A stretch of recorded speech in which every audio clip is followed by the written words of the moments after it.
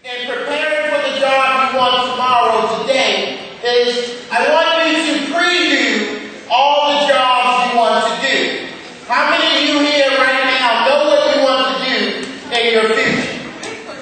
All right.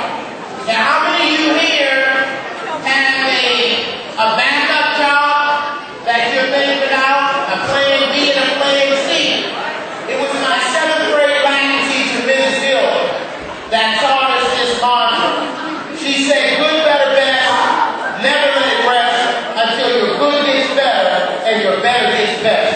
She said the largest room in the world is a room for improvement. So I want you to try one more time on this side and give me your energy and give me your improvement. Ready? 1, 2, 3, get out! Education is and will always be your key to success. And I want to share the story about Martin Luther King Jr.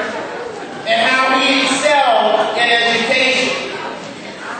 Martin Luther King Jr. went to Morehouse College, and in the summer, his father brought him to the office of Dr. Benjamin Mays, and he knocked on Dr. Benjamin Mays' door, and Dr. Mays said, come in. And in walked a man with his 15-year-old son. And he said, Dr. Mays, you told me some time ago if I ever needed your help, that I could come to you.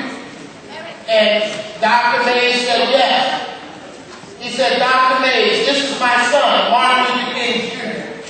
And he's coming to your college in the fall. And this was the fall of 1944. His 15-year-old son. And he said, Dr. Mays, my son doesn't need tuition or room and board because it's in his scholarship. It's already covered.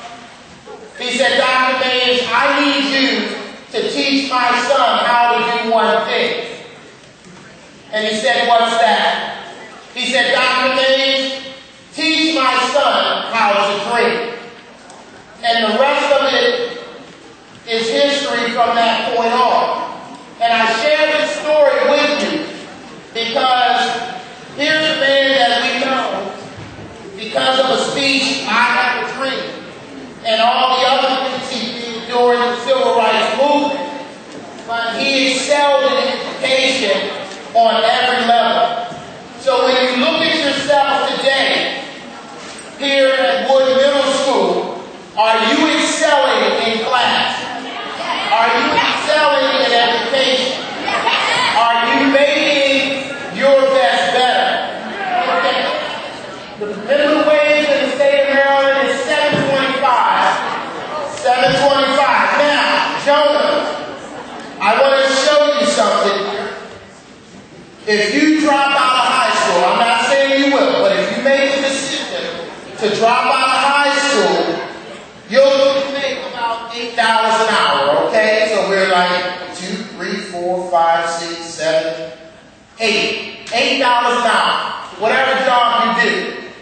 Now, if you go on and you finish high school, you can bring yourself out to about $10 or maybe $11, all right? But if Jonah goes on and he graduates from college and he gets his bachelor's degree, then he can extend it out again to about another $15, $16. But if he goes on and he gets his master's degree, he can go out to about $20, $25. And if he gets his PhD, I ain't like $25 more dollars. He can go between $25 and $50 or even $70, an hour, even though most of them are on salary. But I want to show you, these are all dollar bills. I want to show you and share with you how important education is today. And I also wrote down, just to give you another way of looking at the numbers, if you drop out of high school, you'll make about $12,000 to $23,000 a year. If you graduate high school, you can make $18,000 to $27,000 a year. If you graduate college with your bachelor's degree, $25,000 to $50,000.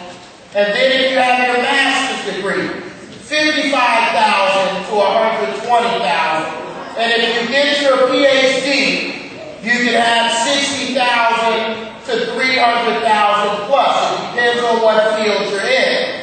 But I wanted to share that with you because it's very important that you understand visually how your decisions and your choices when it comes to education, how much it impacts and affects you. Thank you, sir. Give him a round of applause, please. You're going to go through today and you're going to learn a lot of stuff from a lot of different people. But what matters most in everything you do and say is what matters most is how you see yourself. So it's been a treat, a pleasure, an experience beyond measure. I want to thank you for your time. I wish you the best and much success. Thank you.